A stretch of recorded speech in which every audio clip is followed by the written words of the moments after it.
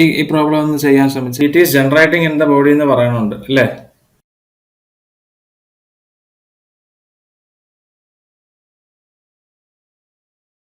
എന്താണ് ഒരു ബോഡിയിൽ ഹീറ്റ് ജനറേഷൻ എന്ന് പറയുന്നത്?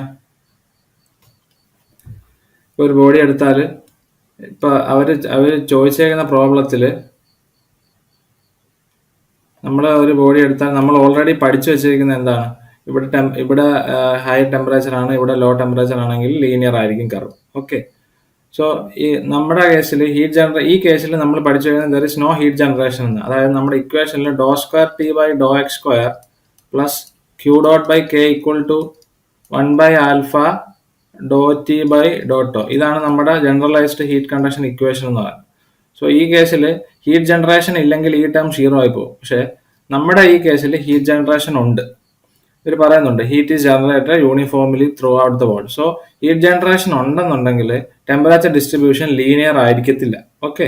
ടെമ്പറേച്ചർ ഡിസ്ട്രിബ്യൂഷൻ ലീനിയർ ആവാതെ പരാബോളിക് ഷേപ്പ് ആവും. പരാബോളിക് ഷേപ്പ് ആവുമെന്ന് വെച്ചാൽ ഇവിടെ നമുക്ക് സപ്പോസ് ഇവിടെ 100 ആണ് എന്ന് വിചാരിക്കുക, ഇവിടെ ഒരു 200 ആണെന്ന് വിചാരിക്കുക. സോ നമ്മളൊരു പാർഷ്യൽ ഒരു ലൈൻ സെൻട്രലിൽ കൂടെ വരയ്ക്കുകയാണെങ്കിൽ ഏകദേശം കർവ് ഇങ്ങനെ പോകും. ഓക്കെ. സോ ഇത് പരാബോളിക് കർവ് ആയിരിക്കും. ഓക്കെ. അപ്പൊ ഇതിനകത്തുള്ള ഓപ്ഷൻ ഏതാ വരിക? പരാബോളിക് കർവ് ആയിരിക്കും. ഇപ്പൊ നമ്മുടെ ക്വസ്റ്റ്യനിൽ ഒന്ന് 0യും ഒന്ന് 100ഉം. ഇത് ഇവിടെ 0യും ഇവിടെ 100ഉം. ഓക്കെ. 0യും 100ഉം ആണെങ്കിൽ മാക്സിമം ടെമ്പറേച്ചർ എവിടെ ആയിരിക്കും? ഈ 100നോട് അടുപ്പിച്ചായിരിക്കുമല്ലോ. ഈ മാക്സിമം ടെമ്പറേച്ചർ എത്തുന്ന പോയിന്റ് 100നോട് അടുപ്പിച്ചായിരിക്കും. ഓക്കെ. ഓക്കെ അല്ലേ? അപ്പൊ ഇതിലെ ഓപ്ഷനിൽ ഏത് വരുമായിരിക്കും? പറഞ്ഞു നോക്കി. Option C. Okay. Option C. Okay. അത് പാരാബോളിക് ആണെന്ന് തെളിയിച്ചേക്കും. അതായത് നമ്മളിപ്പോ എഴുതിയ ഇക്വേഷനില്ലേ, doe square T by doe X square plus Q by. Hello, കേട്ടില്ല? ബ്രേക്ക് ആവുന്നുണ്ട് കേട്ടോ. എന്തോ പറയുന്നതെന്ന് കേൾക്കാൻ പറ്റുന്നില്ല.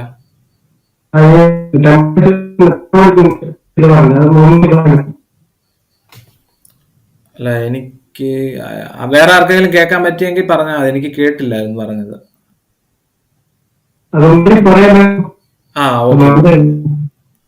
ഒന്നുകൂടെ പറയാനല്ലേ? ഓക്കെ. ഓക്കെ. അതായത് നമ്മൾ ഒരു ബോഡി എടുത്താൽ നമ്മൾ നോർമലി ഒരു ഹീറ്റ് കണ്ടക്ഷനിൽ ഒരു ബോഡി എടുക്കുകയാണെങ്കിൽ നമ്മൾ ഓൾറെഡി പഠിച്ചു വെച്ചേക്കുന്നത് ഇതിനകത്തുള്ള ഫ്ലോ എങ്ങനെ ആയിരിക്കും, ലീനിയർ ആയിരിക്കുമെന്ന് നമ്മൾ ആദ്യം ഒരു ക്വസ്റ്റനിൽ പഠിച്ചില്ല. അതായത് ഇവിടെ 100 ആണെങ്കിൽ ഇവിടെ 50 ആണെന്നുണ്ടെങ്കിൽ ലീനിയർ ആയ ഫ്ലോ ടെമ്പറേച്ചറിന്റെ പ്രൊഫൈൽ ഇങ്ങനെ വരും നമ്മൾ ഓൾറെഡി പഠിച്ചേക്കുന്നത്.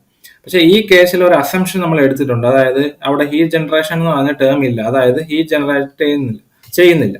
സോ ഹീറ്റ് ജനറേഷൻ എന്താന്ന് വെച്ചാൽ നമ്മളെ ബോഡിക്കകത്ത്, അതായത് ഇവിടെ 100 ആണ്, ഇവിടെ 50 ആണെന്ന് വെച്ചോ, ബോഡിക്കകത്ത് തന്നെ ഓൾറെഡി ഹീറ്റ് ഉണ്ടായിക്കൊണ്ടേ ഇരിക്കുന്നുണ്ട്. അതായത് അകത്ത് എന്തെങ്കിലും ഒരു ബേർണറോ അകത്ത് എന്തെങ്കിലും കത്തുന്ന സാധനമോ എന്തെങ്കിലും ഉണ്ടെങ്കിൽ അതിനകത്ത് ഹീറ്റ് ജനറേറ്റ് ആവുമല്ലോ. സോ ഡെഫിനറ്റ്ലി അതിനകത്ത് ടെമ്പറേച്ചർ കൂടും. സോ ഈ കേസിൽ, അതായത് ഹീറ്റ് ജനറേഷൻ ഉള്ള കേസിൽ ലീനിയർ പ്രൊഫൈൽ ആയിരിക്കത്തില്ല. ഈ വരച്ച പോലെ ലീനിയർ ആയിരിക്കത്തില്ല കർവ് എന്ന് പറയുന്നത് ഒരു പരാബോളിക് ഷേപ്പ് ആയിരിക്കും. ഓക്കെ. ആ പാരാബോളിക് ഷേപ്പിന്റെ പ്രത്യേകത എന്ന് വെച്ചാൽ ഇവിടെ 100 ഇത് 50 ആണെങ്കിൽ അകത്ത് ഹീറ്റ് ജനറേഷൻ നടക്കുമല്ലേ. സോ അകത്തുള്ള ടെമ്പറേച്ചർ 100നും 50നെ കാട്ടി മുകളിലും ആയിരിക്കും. സോ അതാണ് ഈ പറയുന്ന ഓപ്ഷൻ. മനസ്സിലായോ? ഓക്കെ അല്ലേ? ഓക്കെ. ഇത് പാരാബോളിക് ആയത് എങ്ങനെയാണെന്നാണ് നമ്മുടെ ഈ ഇക്വേഷനില്ലേ, ഈ ഇക്വേഷനിൽ ഈ ടേം 0 ആയിരിക്കും. കാരണം സ്റ്റഡി സ്റ്റേറ്റ് ആയിട്ട് നമ്മൾ കൺസിഡർ ചെയ്യുന്നു. എന്നിട്ട് ഇതിനെ അപ്പുറം കൊണ്ടുപോയിട്ട് ഇന്റഗ്രേറ്റ് ചെയ്യുക. അവർ ഇന്റഗ്രേറ്റ് ചെയ്യുമ്പോൾ 2 കോൺസ്റ്റന്റ് വരും. 2 പ്രാവശ്യം ഡോ സ്ക്വയർ ഇല്ല, ഇവിടെ ഡോ സ്ക്വയർ ഉള്ളത് കൊണ്ട് 2 ഇന്റഗ്രേഷൻ 2 കോൺസ്റ്റന്റ്സ് വരും. C1x. സോ ഇതൊരു പാരാബോളിക്കിന്റെ ഇക്വേഷൻ അല്ലേ, എക്സ് സ്ക്വയർ വരുന്നില്ലേ. സോ അതുകൊണ്ട് അത് പാരാബോളിക് ആയിരിക്കും. സോ അഥവാ നിങ്ങൾക്ക് ഒരു ചോദ്യം അങ്ങനെ ചോദിക്കുകയാണെങ്കിൽ അത് പാരാബോളിക് ആണെന്ന് പറയാൻ പറ്റും. ഓക്കെ. ഓക്കെ അല്ലേ? ഞാൻ അടുത്ത ക്വസ്റ്റിലോട്ട് പോകാനേ. ഇത് ഒന്ന് വായിച്ചിട്ട് ചെയ്യാൻ പറ്റുമോ നോക്കാം.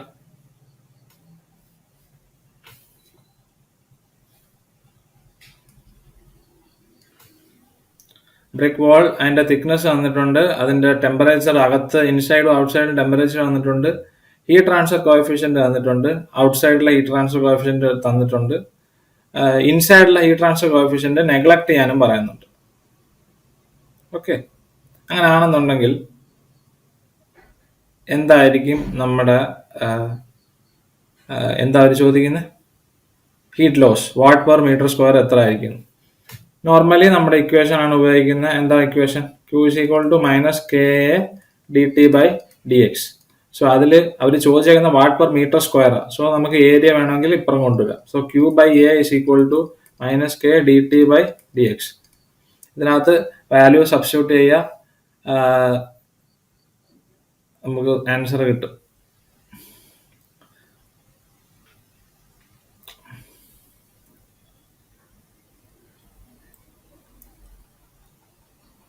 ആരെങ്കിലും പറയോ, ആൻസർ പറയോ? എല്ലാവരും ചെയ്യണേ.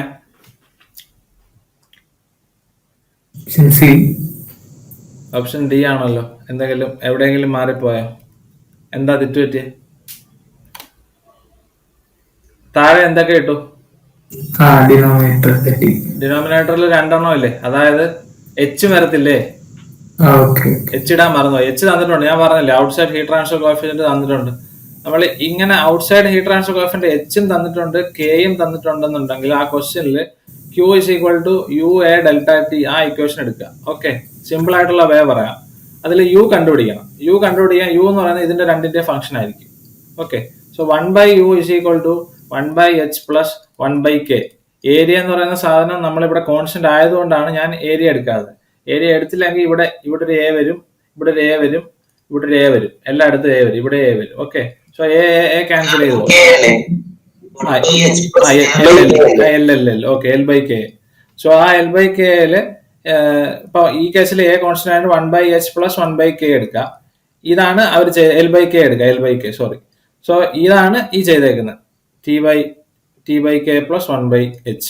ഓക്കെ, ആൻഡ് ക്വസ്റ്റ്യനില് ഹീറ്റ് ട്രാൻസ്ഫർ കോഎഫിഷ്യന്റ് എച്ച് തന്നിട്ടുണ്ടോ എന്ന് നോക്കുക.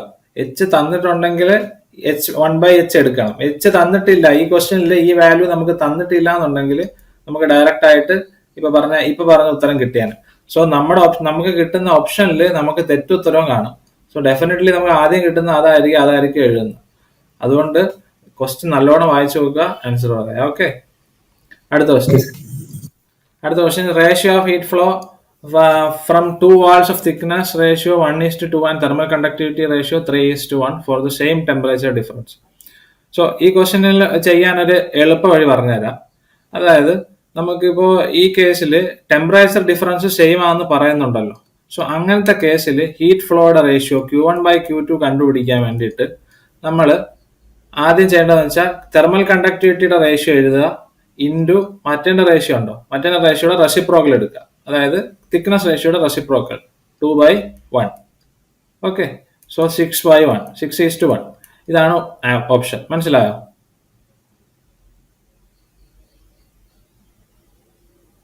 ഓക്കെ, ഇങ്ങനത്തെ ക്വസ്റ്റ്യൻ, അതായത് temperature difference constant, temperature difference of 2 sides same ആണെന്ന് പറയുന്നതുകൊണ്ടാണ് ഇങ്ങനെ എടുത്തത്. നമുക്ക് തെർമൽ കണ്ടക്ടിവിറ്റിയുടെ റേഷ്യോ ഇൻറ്റു മറ്റേ തിക്നെസിന്റെ റേഷ്യോയുടെ റെസിപ്രോക്കൽ എടുക്കാം. ഇതെങ്ങനെ വന്നതെന്ന് വെച്ചാൽ Q directly proportional to K into dt/dx അല്ലേ. So Q directly proportional to K by thickness അല്ലേ. ഇതിൽ നിന്നാണ് ഇങ്ങനെ വന്നേക്കുന്നത്. ഓക്കെ, മനസ്സിലായോ? അതുകൊണ്ടാണ് കെയുടെ ഫ്രാക്ഷൻ അതേ കണക്ക് എടുത്തിട്ട് ടി ഡിനോമിനേറ്റർ ആയതുകൊണ്ടാണ് ടി തിരിച്ച് മൾട്ടിപ്ലൈ ചെയ്തത്. സോ പെട്ടെന്ന് ചെയ്യാനുള്ള ട്രിക്കാണ് നമ്മൾ കണ്ടക്ടിവിറ്റിയുടെ റേഷ്യോ ഇൻറ്റു തിക്നെസിന്റെ റേഷ്യോയുടെ റെസിപ്രോക്കൽ എടുക്കുക. ഓക്കെ, മനസ്സിലായല്ലോ?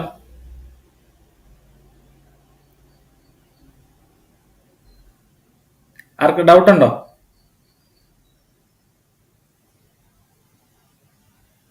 ഹലോ, റെസ്പോണ്ട് ചെയ്യണേ. എനിക്ക് അറിയാൻ പറ്റത്തില്ല, എനിക്ക് സ്ക്രീൻ കാണാൻ പറ്റാത്തതുകൊണ്ട് ആരൊക്കെ എന്തെങ്കിലും കട്ടായെന്ന് പോലും അറിയാൻ പറ്റില്ല. നെക്സ്റ്റ് ക്വസ്റ്റ്യൻ, അടുത്ത ഈ ക്വസ്റ്റ്യൻ ഒന്ന് ചെയ്ത് നോക്ക്.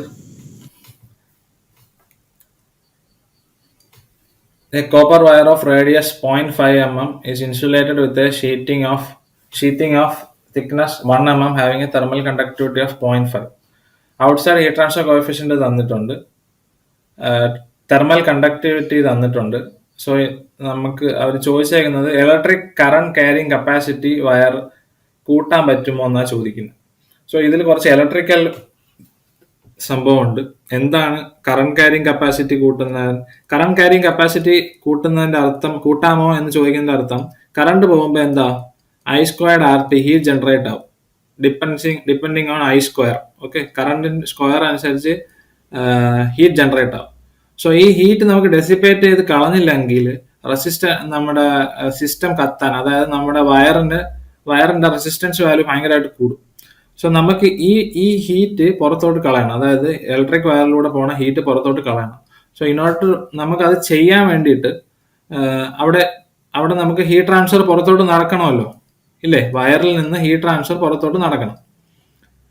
സോ അവർ ചോദിക്കുന്നത് തിക്നെസ് 10 mm കൂട്ടിയാൽ ഹീറ്റ് ട്രാൻസ്ഫർ കൂടുമോ എന്നാണ് ചോദിക്കുന്നത്. ഓക്കെ, കറണ്ട് ക്യാരിങ് കപ്പാസിറ്റി കൂടുമോ എന്ന് ഉദ്ദേശിക്കുന്നത് ഹീറ്റ് ട്രാൻസ്ഫർ കൂടുമോ എന്നാ ചോദിക്കുന്നത്. ആൻസർ എന്താ? എങ്ങനെ കണ്ടുപിടിക്കാം? ക്രിട്ടിക്കൽ തിക്നെസ് കണ്ടുപിടിക്കാം. കേട്ടില്ല?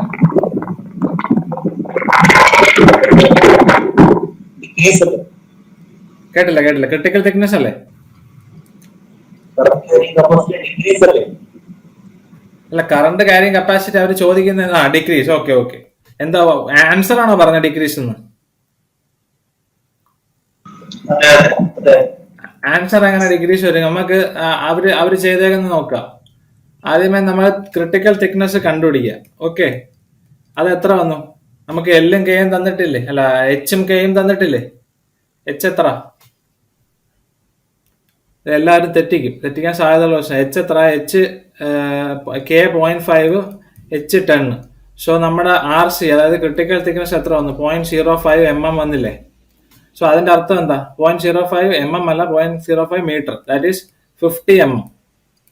അല്ലേ? സോ 50 mm വരെ നമുക്ക് ഈ ക്രിട്ടിക്കൽ ഇൻസുലേഷൻ എന്ന ടോപ്പിക്കിൽ ഒരുപാട് പ്രോബ്ലം ചെയ്തു. ശ്രദ്ധിച്ച് ചെയ്താൽ നമുക്ക് കിട്ടും, ഇല്ലെങ്കിൽ മിക്കവാറും തെറ്റും. ഓക്കെ, സോ ഇത് നമ്മുടെ വയറാന്ന് വിചാരിക്കുക. ഈ വയറിന് ചുറ്റും, അതായത് കറണ്ട് പാസ് ചെയ്യുന്ന വയറിന് ചുറ്റും നമുക്ക് 50 mm വരെ തിക്നെസ് റേഡിയസ്, അതായത് 50 mm റേഡിയസ് വരെ നമുക്ക് ഇൻസുലേഷൻ ചുറ്റാം. അതുവരെ ഹീറ്റ് ട്രാൻസ്ഫർ കൂടും. ക്രിട്ടിക്കൽ ഇൻസുലേഷന്റെ കൺസെപ്റ്റ് തന്നെ അതല്ലേ? നമ്മൾ ഈ ക്രിട്ടിക്കൽ തിക്നെസ് വരെ ഇൻസുലേഷന്റെ എമൗണ്ട് കൂട്ടിയാൽ ഹീറ്റ് ട്രാൻസ്ഫർ കൂടും. സോ നമുക്ക് 50 mm വരെ ആഡ് ചെയ്യാം. പക്ഷെ ഈ കേസിൽ അവർ ആഡ് ചെയ്തേക്കുന്നത് എത്ര? 1 mm ആണ് ഇപ്പോൾ ഉള്ളത്. 10 mm ആക്കി. 10 mm ആക്കിയാലും തിക്നെസ് 10 mm ആക്കിയാലും റേഡിയസ് എത്ര ആവും? റേഡിയസ് 10 mm കൂടും. ഓക്കെ, സോ 1 എന്ന് പറയുന്നത് 11 ആവും. 11 ആയാലും ക്രിട്ടിക്കൽ ഇൻസുലേഷന് താഴെയല്ലേ ഈ റേഞ്ച് വരുന്നത്? 50 താഴെയല്ലേ വരുന്നുള്ളൂ. സോ ഹീറ്റ് ട്രാൻസ്ഫർ കൂടത്തതല്ലേ ഉള്ളൂ. ഹീറ്റ് ട്രാൻസ്ഫർ കൂടുക എന്ന് വെച്ചാൽ നമുക്ക് ഹീറ്റ് പുറത്തോട്ട് കളയാനുള്ള കപ്പാസിറ്റി കൂടിക്കൊണ്ടിരിക്കുക. ഹീറ്റ് പുറത്തോട്ട് കളയാനുള്ള കപ്പാസിറ്റി കൂടുക എന്ന് വെച്ചാൽ ഇലക്ട്രിക് കറണ്ട് ഒരുപാട് പാസ് ചെയ്യാൻ പറ്റും എന്നല്ലേ? മനസ്സിലായോ? ഞാൻ പറഞ്ഞത് മനസ്സിലായോ?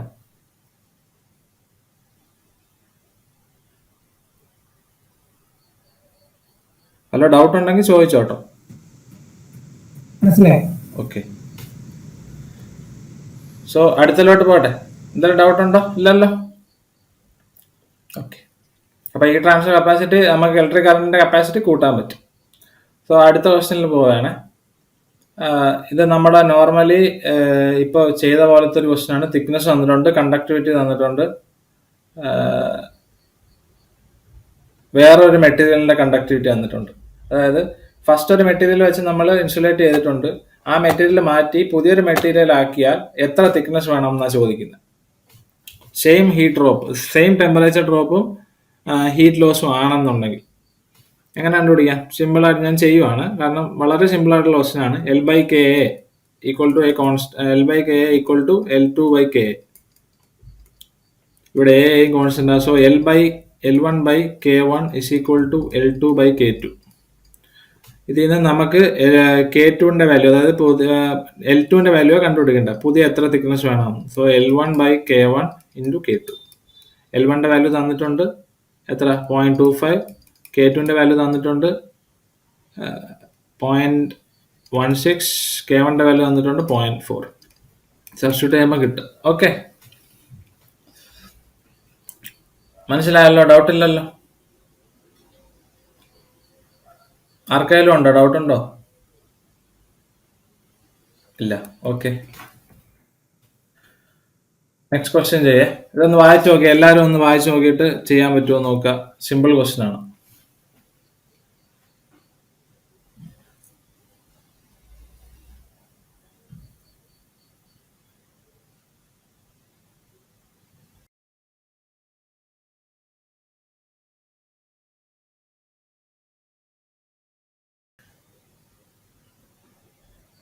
ഒരു ഓവന്റെ കാര്യമാണ് പറയുന്നത്. അതിന്റെ ഇന്നർ ടെമ്പറേച്ചർ തന്നിട്ടുണ്ട്, ഔട്ടർ ടെമ്പറേച്ചർ തന്നിട്ടുണ്ട്, അതിന്റെ ക്യൂ തന്നിട്ടുണ്ട്.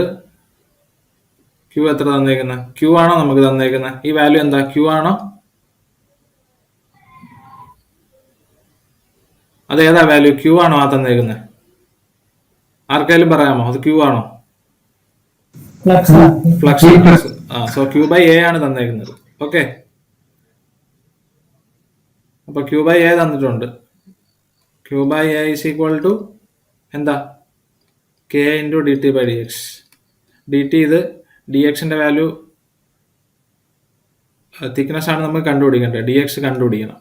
ഡി എക്സ് ഒഴിച്ച് ബാക്കിയെല്ലാം നമുക്ക് അറിയാവുന്നതാണ്. സബ്സ്റ്റിറ്റ്യൂട്ട് ചെയ്യുക, കണ്ടുപിടിക്കുക. ഓക്കെ, ഞാൻ ചെയ്യേണ്ട ആവശ്യമില്ലല്ലോ.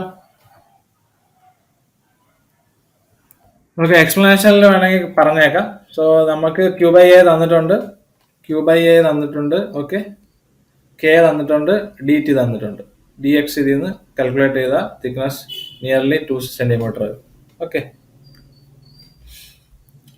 മനസ്സിലായെന്ന് വിചാരിക്കുന്നു. ആർക്കെങ്കിലും ഡൗട്ട് ഉണ്ടെങ്കിൽ ചോദിച്ചോ. സ്ലൈഡ് നമ്പർ നോക്കിയാൽ മതി. എന്തെങ്കിലും ഡൗട്ട് ഉണ്ടെങ്കിൽ ഇത് താഴെ സ്ലൈഡ് നമ്പർ ഉണ്ട്, ലാസ്റ്റ് ആണെങ്കിലും ചോദിക്കും. ഓക്കെ, പിന്നെ in A heat flow equation Q is equal to K T1 minus T2 divided by X. In the term T1 minus T2 is known as what? എന്താണ് T1 minus T2 divided by X എന്ന് പറയുന്നത്? ആർക്കെങ്കിലും അറിയോ? Temperature gradient. എന്താണെങ്കിലും gradient വരുമ്പോൾ divided by distance വരുന്നതിനാണ് gradient എന്ന് പറയുന്നത്. നമ്മൾ ന്യൂട്ടൺസ് ലോ ഓഫ് വിസ്കോസിറ്റിയിൽ പറയുന്നല്ലോ, tau is equal to mu into D V by D X. അത് by velocity by distance. So അത് വെലോസിറ്റി ഗ്രേഡിയന്റ്. എന്തോ ബൈ ഡിസ്റ്റൻസ് എന്നാണ് പറയുന്നത് എങ്കിൽ അത് ഗ്രേഡിയന്റ് എന്ന് വരും. ഓക്കെ, സോ അതാണ് ടെമ്പറേച്ചർ ഗ്രേഡിയന്റ്. ഇവിടെ ടെമ്പറേച്ചർ ആയതുകൊണ്ട് ടെമ്പറേച്ചർ ഗ്രേഡിയന്റ്. ഓക്കെ, ഇത് നല്ല ക്വസ്റ്റ്യൻ ആണ്. ഇത് ആക്ച്വലി ഫിലിം കോഎഫിഷ്യന്റ് എന്താണെന്നാണ് ചോദിക്കുന്നത്. ഇത് ഫിലിം കോഎഫിഷ്യന്റ് നമ്മൾ ബൗണ്ടറി ലെയറിലോട്ടൊക്കെ വരുമ്പോൾ ഉള്ള സംഭവമാണ്. സ്റ്റിൽ നമുക്ക് ഇപ്പം പറയാൻ പറ്റുന്ന ഒരു സാധനമാണ്. എന്താണ് ഫിലിം കോഎഫിഷ്യന്റ്? ആർക്കെങ്കിലും അറിയോ? ഇതിലുള്ള ആർക്കെങ്കിലും അറിയോ? ഇതൊരു ടേം ആണ്. എന്താണെന്ന് ജസ്റ്റ് ഓർത്ത് വെക്കുക. ഇതുപോലത്തെ ക്വസ്റ്റ്യൻസ് ആണ് മെയിൻ ആയിട്ട് ഓർത്തിരിക്കേണ്ടത്. എന്താണെന്ന് അറിയാമോ? ആർക്കെങ്കിലും അറിയാമോ?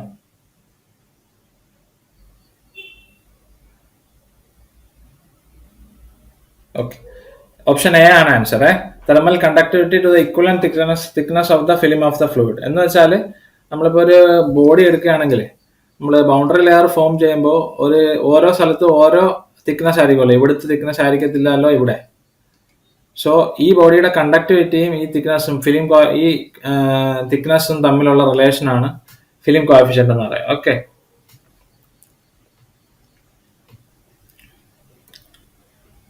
സോ ഇതിനകത്ത് നെക്സ്റ്റ് ക്വസ്റ്റ്യൻ എന്ന് വെച്ചാൽ ഇത് നല്ലൊരു ക്വസ്റ്റ്യൻ ആണ്, ചോദിക്കാൻ സാധ്യതയുള്ളൊരു ക്വസ്റ്റ്യൻ ആണ്. വായിച്ചു നോക്കി, എല്ലാവരും വായിച്ചു നോക്കി. എന്താണ് ക്വസ്റ്റ്യനിൽ പറയുന്നത്, എന്താണ് ആൻസർ, അതിന്റെ എക്സ്പ്ലനേഷനും ഒന്ന് പറയാൻ പറ്റുമോ നോക്കുക. അറിയാവുന്നവർ പറഞ്ഞോ. തെറ്റാണെന്ന് പറഞ്ഞ പ്രശ്നമൊന്നുമില്ല, പറഞ്ഞോ.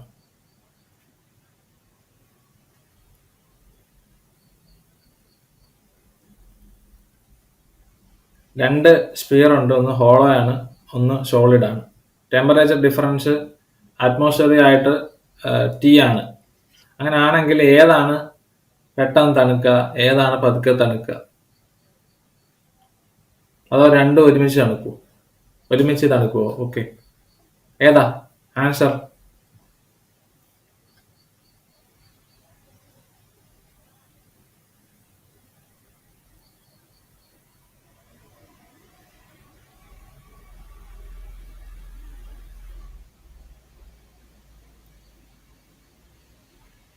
അറിയാമോ? ആർക്കെങ്കിലും അറിയാമോ?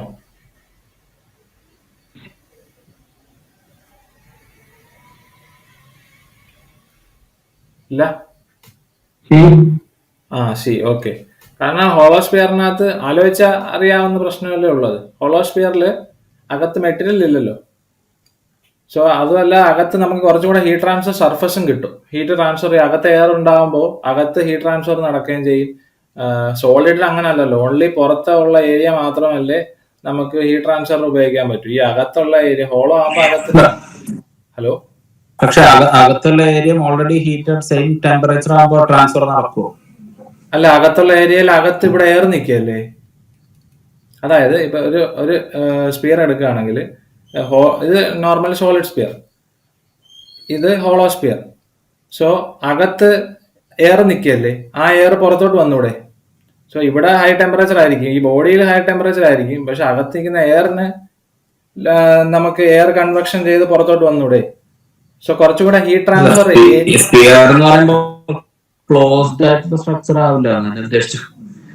അല്ല, അങ്ങനെ ആവണമെന്നില്ലല്ലോ. നമ്മുടെ സ്പിയറിൽ അടച്ചു വെച്ചിരിക്കുന്നു എന്ന് അവർ പറയണില്ലല്ലോ. ജസ്റ്റ് അതിനകത്ത് എന്തെങ്കിലും കാണാമല്ലോ. അതായത് ഹോളോ വഴി പുറത്തു പോകുന്ന രീതിയിലേ ഹീറ്റ് ട്രാൻസ്ഫർ ഏരിയ. അതുമല്ല, വേറൊരു കൺസെപ്റ്റ് നമുക്ക് വേണമെങ്കിൽ പറയാന്ന് വെച്ചാൽ, ഒരു സ്പിയർ എടുത്താൽ ഒരു ഹോളോ സ്പിയർ ആണെങ്കിൽ സോ അതിന്റെ മെറ്റീരിയലിന്റെ എമൗണ്ട് കുറവായിരിക്കില്ലേ ഹോളോ ആണെങ്കിൽ, സെയിം സൈസിൽ എടുക്കുകയാണെങ്കിൽ. ഇതും സെയിം സൈസ്, അകത്ത് മെറ്റീരിയൽ ഇല്ലാന്ന് വെച്ചോ, അകത്ത് അതായത് ഹോളോ ആണെന്ന് വെച്ചോ. സോ ഇത്രയും മെറ്റീരിയൽ തണുക്കാനുള്ള സമയമാണോ കൂടുതൽ വേണ്ടേ? തോനെ മെറ്റീരിയൽ ഉണ്ടെങ്കിൽ അത് തണുക്കാൻ തോനെ സമയം എടുക്കില്ലേ?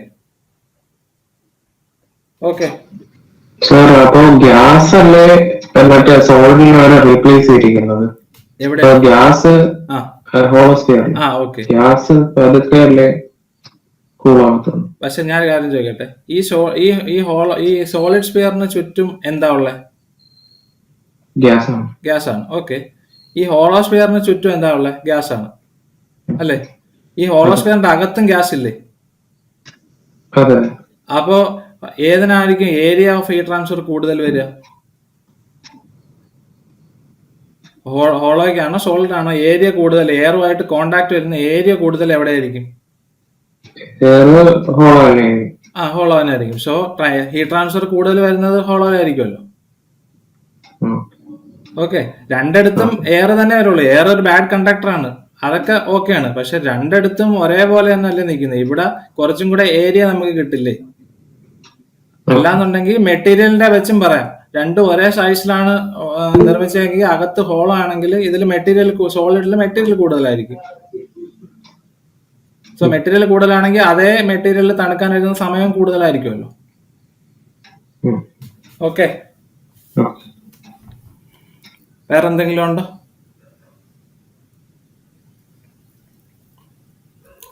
So hollow sphere will cool at a faster rate for all values of t because hollow sphere has more area to transfer it. അതാണ് അവരും പറയുന്നത്. മനസ്സിലായോ? അതായത് അതിനകത്ത് ഹോളോസ്ഫിയറിനകത്ത് സോളിഡിനെ കമ്പയർ ചെയ്ത് നോക്കുമ്പോൾ കുറച്ചും കൂടി ഏരിയ ഉണ്ട് ഹീറ്റ് ട്രാൻസ്ഫർ എടുക്കാൻ.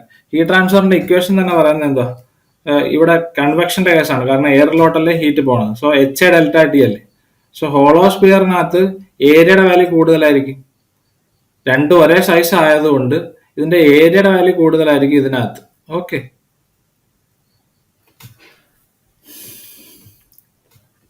So next question, what is heat pipe? Heat pipe is widely used nowadays because it acts as what? എന്താ അറിയാമോ ആർക്കെങ്കിലും? Heat pipe super conductor. Yes, super conductor. Heat pipe എന്ന് വെച്ചാല് ഹീറ്റിനെ ഒരു സ്ഥലത്ത് നിന്ന് വേറൊരു സ്ഥലത്തോട്ട് ഫാസ്റ്റർ റേറ്റിൽ ട്രാൻസ്പോർട്ട് ചെയ്യാൻ പറ്റുന്ന ഒരു ഡിവൈസ് ആണ് ഹീറ്റ് പൈപ്പ്. നമ്മുടെ ലാബിലൊക്കെ ചെയ്തിട്ടുണ്ടാവും. സോ ഇത് ആക്ച്വലി ഹീറ്റ് പൈപ്പ് യൂസ് ചെയ്യുന്നത് എന്തിനാന്ന് ചോദിച്ചാൽ, നമുക്ക് പെട്ടെന്ന് ഇവിടുത്തെ ടെമ്പറേച്ചറുമായിട്ട് അതായത് ഇക്വലൈസ് അല്ല, ഇവിടുന്ന് ഹീറ്റ് ട്രാൻസ്പോർട്ട് ചെയ്ത് ഇപ്പുറത്തെത്തണം. So heat pipe is use to improve the heat flow rate. Heat flow rate കൂട്ടാൻ വേണ്ടിയിട്ടാണ് ഹീറ്റ് പൈപ്പ് ഉപയോഗിക്കുന്നത്. സോ ഹീറ്റ് ഫ്ലോ റേറ്റ് കൂട്ടണം എന്നുണ്ടെങ്കിൽ എന്തായിരിക്കും അവിടെ കുറയണ്ടേ? റെസിസ്റ്റൻസ് ടു ഹീറ്റ് ഫ്ലോ കുറയണം. So resistance to heat flow കുറയുമ്പോൾ അവിടെ ഹീറ്റ് ഫ്ലോ റേറ്റ് കൂടും. സോ റെസിസ്റ്റൻസ് കുറയുന്നതിനെ നമ്മൾ ഇലക്ട്രിക്കലി സൂപ്പർ കണ്ടക്ടേഴ്സ് എന്ന് പറയും. അതായത് റെസിസ്റ്റൻസ് കുറയുന്നതിനെയാണ് ഇലക്ട്രിക്കൽ സൂപ്പർ കണ്ടക്ടേഴ്സ് എന്ന് പറയുന്നത്. സോ ഇത് സൂപ്പർ കണ്ടക്ടറായിട്ട് ആക്ട് ചെയ്യും എന്നാണ് പറയുന്നത്. ഓക്കെ, മനസ്സിലായോ? അതിന്റെ റിസംബ്ലൻസ് വന്നത് അങ്ങനെയാണ്. ഇലക്ട്രിക്കലി റെസിസ്റ്റൻസ് കുറയുന്നതിനെയാണ് നമ്മൾ സൂപ്പർ കണ്ടക്ടൻസ് എന്ന് പറയുന്നത്. സോ ഈ കേസിൽ ഹീറ്റിനുള്ള റെസിസ്റ്റൻസ് കുറയുക, കാരണം പെട്ടെന്ന് ഹീറ്റ് ട്രാൻസ്ഫർ നടക്കും. സോ അതുകൊണ്ട് തന്നെ സൂപ്പർ കണ്ടക്ടർ എന്ന് പറയുന്നത്. Okay,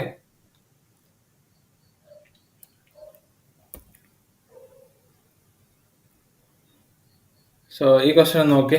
pipe carrying saturated steam is covered with a layer of. Hello, കേട്ടില്ല? ആ, ഇതാണോ? തെർമോഡൈനാമിക്സിലെ ഹീറ്റ് പൈപ്പ് എന്ന് പറയുന്നത് ഒരു ലോവർ ടെമ്പറേച്ചറിൽ നിന്ന് ഹയർ ടെമ്പറേച്ചറിലോട്ട് ഹീറ്റ് കൊണ്ടുപോകാനായിട്ട് വർക്കിന്റെ സഹായത്തോടെ കൊണ്ടുപോകണല്ലേ? നമ്മൾ വർക്ക് അവിടെ യൂസ് ചെയ്യുന്നില്ലല്ലോ. നമ്മൾ വർക്ക് ഹീറ്റ് പൈപ്പിൽ എവിടെ ഉപയോഗിക്കുക? നമ്മൾ ഹീറ്റ് ഇപ്പൊ പറഞ്ഞ പ്രോസസ് ഇല്ലേ, low temperature to high temperature with നമ്മൾ വർക്ക് ഉപയോഗിച്ച് ചെയ്യുന്നതാണ് റെഫ്രിജറേഷൻ എന്ന് പറയാം. ഓക്കെ, ലോ ടെമ്പറേച്ചറിൽ നിന്ന് ഹൈ ടെമ്പറേച്ചറിലോട്ട് പോകാൻ വർക്ക് വേണം. സോ ആ വർക്ക് ഉപയോഗിച്ച് ചെയ്യുന്നതിനാണ് നമ്മൾ റെഫ്രിജറേഷൻ എന്ന് പറയുന്നത്. ഹീറ്റ് പൈപ്പിൽ അങ്ങനെയല്ല. ഹീറ്റ് പൈപ്പിൽ നടക്കുന്നതെന്ന് വെച്ചാൽ ഇതിനകത്ത് ആക്ച്വലി പറയാനാണെങ്കിൽ ഇതിനകത്ത് ഒരു പൈപ്പാണ്, അതിനകത്ത് കുറെ വിക്ക് ഉണ്ട്. വിക്ക് മീൻസ് തുണി പോലത്തെ സംഭവം. അത് ഇൻസുലേറ്റർ ആയിട്ട് ആക്ട് ചെയ്യുമ്പോൾ, അതായത് പുറത്ത് ഇവിടെ നിന്നും ഹീറ്റ് അകത്തോട്ട് കയറത്തില്ല, ഓൺലി എൻഡ്സിൽ മാത്രമേ ഉള്ളൂ. ഈ എൻഡിൽ നിന്ന് മാത്രം ഹീറ്റ് അകത്തോട്ട് കയറും. ഹീറ്റ് അകത്തോട്ട് കയറി ഈ വിക്കിലുള്ള മെറ്റീരിയലിനെ വേപ്പറൈസ് ചെയ്തിട്ട് ഹീറ്റ് അവരുടെ ഒരു പർട്ടിക്കുലർ വർക്കിംഗ് ഫ്ലൂയിഡാണ് ഉപയോഗിക്കുന്നത്. ഒരുപാട് വർക്കിംഗ് ഫ്ലൂയിഡ് ഉപയോഗിക്കുന്നുണ്ട്. എനിക്ക് കറക്റ്റായിട്ട് അതിൻ്റെ ഏതൊക്കെ ഉപയോഗിക്കുന്നുള്ളത് എനിക്ക് കറക്റ്റ് അറിയില്ല. ഫ്ലൂയിഡ്സ്, വർക്കിംഗ് ഫ്ലൂയിഡ് ആണ് ഉപയോഗിക്കുന്നത്. സോ ഈ ഇതിനകത്ത് വർക്കിംഗ് ഫ്ലൂയിഡ് ഹീറ്റ് അബ്സോർബ് ചെയ്തിട്ട് ഇവിടെ എത്തിയിട്ട് ആ ഹീറ്റ് പുറത്തോട്ട് കളയും. അതായത് ഈ ബോഡിയിൽ സർഫസിലൊന്നും ഹീറ്റ് ട്രാൻസ്ഫർ നടക്കുന്നില്ല, ഓൺലി എൻഡ്സിൽ മാത്രമേ ഉള്ളൂ. അതായത് ഇവിടുന്ന് ഹീറ്റ് എടുത്ത് ഇവിടെ കളയുക. ഓക്കെ, നമ്മുടെ സാധാ ഒരു കോപ്പർ പൈപ്പ് ഇത് തന്നെയല്ലേ ചെയ്യുന്നത്. സാധാ ഒരു കോപ്പർ പൈപ്പ് എടുത്താൽ നമ്മൾ ഇവിടെ ചൂടാക്കിയെന്ന് വെച്ചോ, അത് കുറച്ച് സമയം എടുത്ത് ഈ അറ്റവും ചൂടാവൂലേ. പക്ഷെ ഇതിന് ആ ടൈം എടുക്കില്ല, ഇത്രയും ടൈം എടുക്കത്തില്ല. കാരണം ഇവിടെ റെസിസ്റ്റൻസ് എന്ന സംഭവം ഭയങ്കര കുറവാണ്. അതുകൊണ്ടാണ് ഇതിനെ സൂപ്പർ കണ്ടക്ടർ എന്ന് പറയുന്നത്. അതുകൊണ്ടാണ് ഇതിനെ ഹീറ്റ് പൈപ്പ് എന്ന് പറയുന്നത്. ഓക്കെ,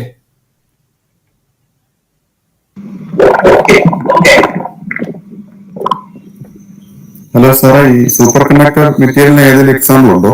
സൂപ്പർ കണ്ടക്ടർ ഇലക്ട്രിക്കലിൽ പറയുകയാണെങ്കിൽ നമ്മുടെ ഇലക്ട്രിക്കൽ കേസിൽ പറയുകയാണെങ്കിൽ നമ്മുടെ മാഗ്നറ്റിക് മെറ്റീരിയൽ, അതായത് നിയോബിയം അങ്ങനെയൊക്കെ മെറ്റീരിയൽസ് ഉണ്ടല്ലോ, അത് ആക്ച്വലി സൂപ്പർ കണ്ടക്ടറായിട്ട് ആക്ട് ചെയ്യും. പക്ഷെ ഓരോ മെറ്റീരിയലിനും സൂപ്പർ കണ്ടക്ടർ ആവാൻ, അതായത് ഇലക്ട്രിക്കലിന്റെ കേസിൽ പറയുകയാണെങ്കിൽ ഒരു പർട്ടിക്കുലർ ടെമ്പറേച്ചർ കഴിഞ്ഞാലേ സൂപ്പർ കണ്ടക്ടർ ആവത്തുള്ളൂ. നമ്മൾ സൂപ്പർ കണ്ടക്ടിവിറ്റിയിൽ ഇലക്ട്രിക്കലിൽ പറയുകയാണെങ്കിൽ പറയാന്ന് വെച്ചാൽ, ഇപ്പോൾ ഞാനൊരു മെറ്റീരിയൽ എടുക്കുക, അതിന്റെ ടെമ്പറേച്ചർ കുറച്ചു. ഓക്കെ, ടെമ്പറേച്ചർ കുറച്ച് ഒരു പർട്ടിക്കുലർ ലെവൽ കഴിയുമ്പോൾ ഇതിന്റെ റെസിസ്റ്റൻസിന്റെ വാല്യൂ 0 ആവും. റെസിസ്റ്റൻസിന്റെ വാല്യൂ 0 ആയ I²RT അല്ലേ നമ്മുടെ ഹീറ്റ്, അതായത് heat generator in the system. Resistance value 0 ആയ അതിന്റെ അർത്ഥം എന്താ? ഇവിടെ ഹീറ്റ് ജനറേഷൻ ഇല്ല. സോ നമുക്ക് infinite amount of current pass ചെയ്യാൻ പറ്റും. ഈ കറണ്ട് പാസ് ചെയ്യുമ്പോൾ നമുക്ക് കറണ്ടിന്റെ എത്ര കറണ്ട് പാസ് ചെയ്യണമെന്ന് തീരുമാനിക്കുന്നത് നമ്മുടെ വയറിന്റെ ഡയമീറ്റർ ഒക്കെയാണ്. സോ വയറിന്റെ ഡയമീറ്റർ നമുക്ക് ഒരുപാട് കൂട്ടാനും പറ്റൂല, ഒരുപാട് കുറയ്ക്കാനും പറ്റൂല. ഒരുപാട് കൂട്ടിയാൽ നമുക്ക് ലൈൻ വഴി പോകാൻ പറ്റത്തില്ലല്ലോ, അതായത് പോസ്റ്റ് വഴി ലൈൻ കറണ്ട് പാസ് ചെയ്യണമല്ലോ.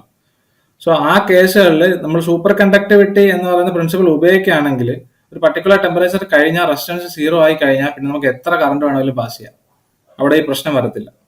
സോ ഇതിനകത്ത് ആക്ച്വലി ഉപയോഗിക്കുന്ന ഒരു പർട്ടിക്കുലർ ടെമ്പറേച്ചർ റേഞ്ചിലാണ്. ഇപ്പോൾ ലിക്വിഡ് നൈട്രജൻ എന്ന് കേട്ടിട്ടുണ്ടോ? ലിക്വിഡ് നൈട്രജൻ എന്ന് വെച്ചാൽ നൈട്രജന്റെ ലിക്വിഡ്, അത് 77 കെൽവിനാണ്. 77 കെൽവിൻ, അപ്പം -196 ഡിഗ്രി സെൽഷ്യസ് ഒക്കെ വരും. സോ ഈ ടെമ്പറേച്ചറിലൊക്കെയാണ് ചില മെറ്റീരിയലിന്റെ സൂപ്പർ കണ്ടക്റ്റീവ് എഫക്ട് കാണിക്കുന്നത്. അതായത് ഈ ടെമ്പറേച്ചർ വരെയൊക്കെ തണുപ്പിച്ചാലേ അത് ആക്ച്വലി സൂപ്പർ കണ്ടക്ടർ ആവത്തുള്ളൂ. റൂം ടെമ്പറേച്ചർ, അതായത് നമ്മുടെ റൂം ടെമ്പറേച്ചറിൽ സൂപ്പർ കണ്ടക്റ്റീവ് ആവുന്ന മെറ്റീരിയൽ ഉണ്ട്, പക്ഷെ ഭയങ്കര കോസ്റ്റ്ലി ആണ്. അതുകൊണ്ടാണ് നമുക്ക് ഇപ്പോഴും അത് ഉപയോഗിക്കാൻ പറ്റാത്തത്. ഓക്കെ.